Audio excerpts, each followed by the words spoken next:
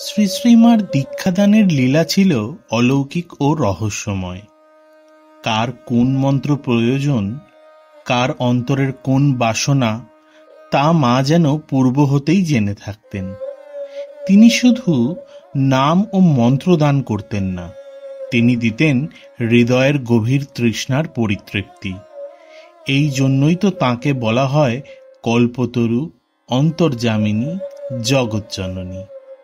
তেমনই কিছু অভিজ্ঞতা আমাদের সামনে তুলে ধরা হলো, যেখানে মায়ের মন্ত্রদান শুধু আচার বা রীতি ছিল না, ছিল অন্তরের গভীর ডাকের সাড়া।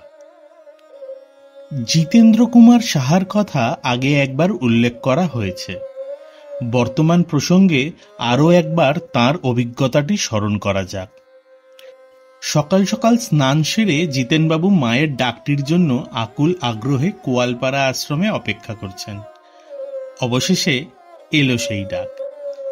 মা তখন ঠাকুর ঘরে পূজা শেষ করে আসনে বসে আছেন, যেন ভক্তি মূর্তি ধরে বসে আছেন মাটির মন্দিরে। প্রণাম করতেই আমাকে মা জিজ্ঞাসা করলেন, কোন মন্ত্র ভালোবাসো? আমি বললাম, মা, আমি জানি না, আপনার কাছে এসেছি, আপনি যে মন্ত্র দেবেন জানি তাতেই আমার কল্যাণ, তাতেই আমার মঙ্গল হবে। মা বললেন, তোমাদের কুলমন্ত্র বৈষ্ণব মন্ত্র, বৈষ্ণব মন্ত্রই নাও। হয়ে গেল দীক্ষা।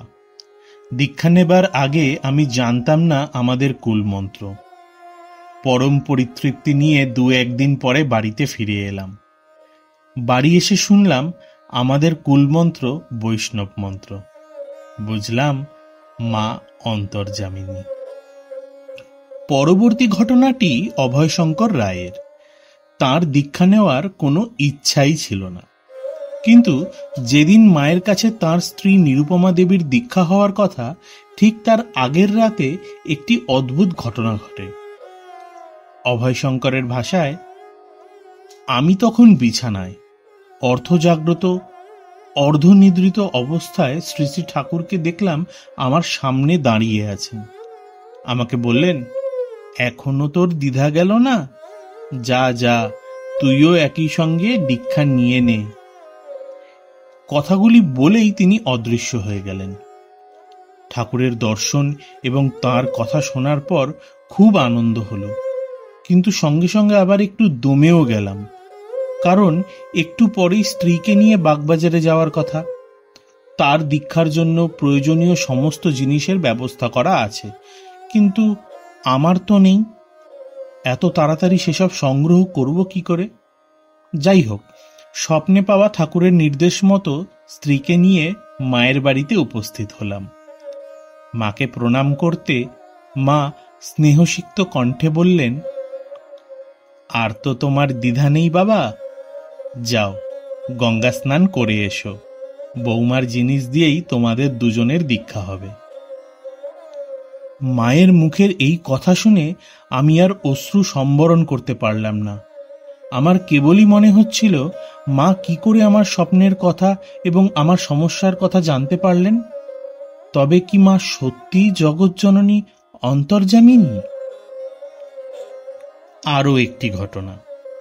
স্বামী প্রেমানন্দের প্রেরণায় স্বামী অভয়ানন্দ উদ্বোধনে মায়ের কাছে দীক্ষাপ্রার্থী হয়ে যান।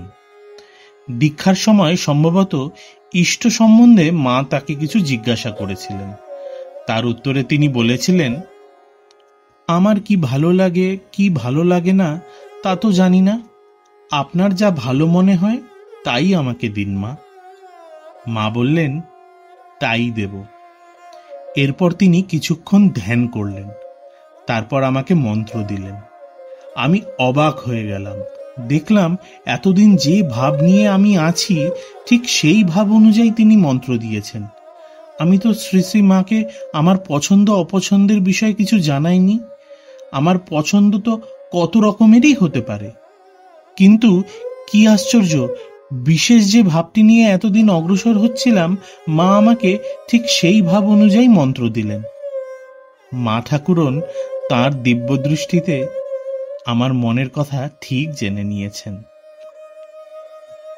এই সব ঘটনাগুলি আমাদের মনে করিয়ে দেয় শ্রী শ্রী মা কেবল বাহ্য জগতের একজন গুরু নন, তিনি প্রকৃত অর্থে অন্তর্যামিনী। তিনি শুধু দীক্ষা দেন না, তিনি হৃদয়ের ভাষা বোঝেন, মনের গভীর আকাঙ্ক্ষা চিনে নেন।